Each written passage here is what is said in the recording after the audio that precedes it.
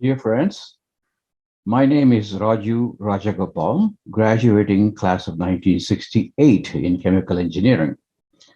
My wife Geeta and I retired in 1999, and we have since devoted much of our time to serving marginalized communities in India and the United States. In India, we have worked closely with NGOs in several states who are serving rural and urban poor, including Adivasi and Dalit communities, in the areas of livelihood, education, health, water, and women's empowerment. Our involvement has varied from mere cheerleading to raising funds to advocacy to sometimes rolling up our sleeves to work with the community. In 2001, we co founded Bhumika Trust in Chennai in the wake of the Gujarat earthquake to undertake relief and rehabilitation efforts. Bhumika has since been at the forefront of helping victims of every major natural disaster to hit India. More recently, Bhumika has been most visible as an innovative leader in the massive COVID relief efforts in Chennai. In 2009, I joined the founding team of the Aadhaar project as the civil society outreach coordinator to help the project reach out to underserved communities. With that goal in mind, I proposed a name change from UID to Aadhaar, meaning foundation, a suggestion that was adopted by the government. As the use of Aadhaar becomes ubiquitous, I continue to advocate for the need to enact strong data privacy laws. In the US, our family foundation works on mental health issues and also champions projects that benefit inner city youth. In recent years, my passion has been initiatives for communal harmony and defending the human and civil rights and religious freedom of all communities. If there is one project in India that's very close to my heart, it's an initiative for and by Adivasis in Gudalur, Tamil Nadu, which is on the edge of the Mudumalai Tiger Reserve in the Nilgiris. The area is home to around 20,000 tribals, mostly belonging to the Panya tribe, but also include smaller number of other tribes. These communities were displaced originally by the British, who cleared vast tracts of forest to plant tea, and more recently by corporate plantation owners.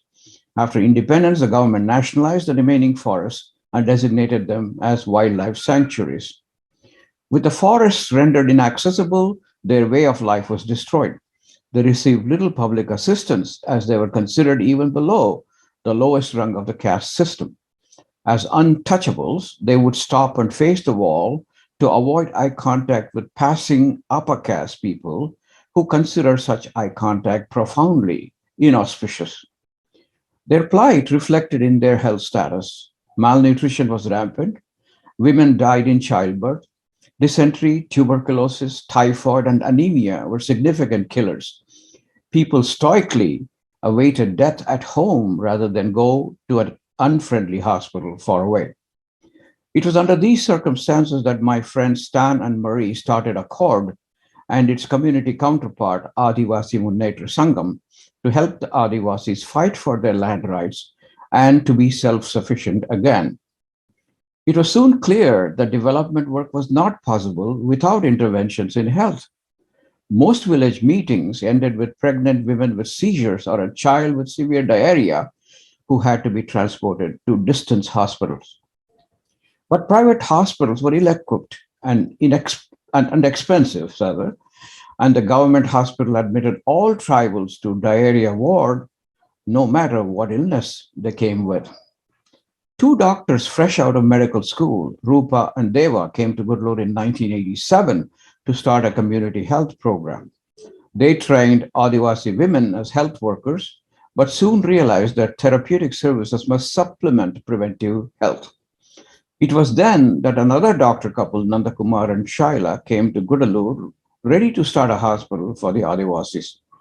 From the outset, their vision was very clear. Hospital based care would be complementary to community health work, and it would be owned by the people and would aspire to be the best in the area. That was the birth of Ashwini and the Adivasi General Hospital, which today is a 60-bed hospital with excellent care that even non tribals prefer to come to this hospital. Parallel to the health initiative, the founders felt the immediate need for quality education for their own children. So started Vidyodaya School, run by another trained teacher couple, Ram and Rama. The school soon attracted Adivasi children and has gained a reputation as the only school with Adivasi teachers who teach the student about their own language and heritage in addition to other subjects. The Gudalur project taught us that land ownership is a necessary condition for self sufficiency in rural India, but it's not a sufficient condition as there must be parallel advances in health and education. The question today on my mind is just how long this small community of 20,000 Adivasis will be able to retain their own identity without being subsumed by the majority culture. If you wish to know more about the amazing journey of Akkad, AMS, Ashwini, and Vidyoda, please see the video on the right hand top side of my screen. Thank you all, and I hope some of you get to visit Goodlure one of these days. Bye bye.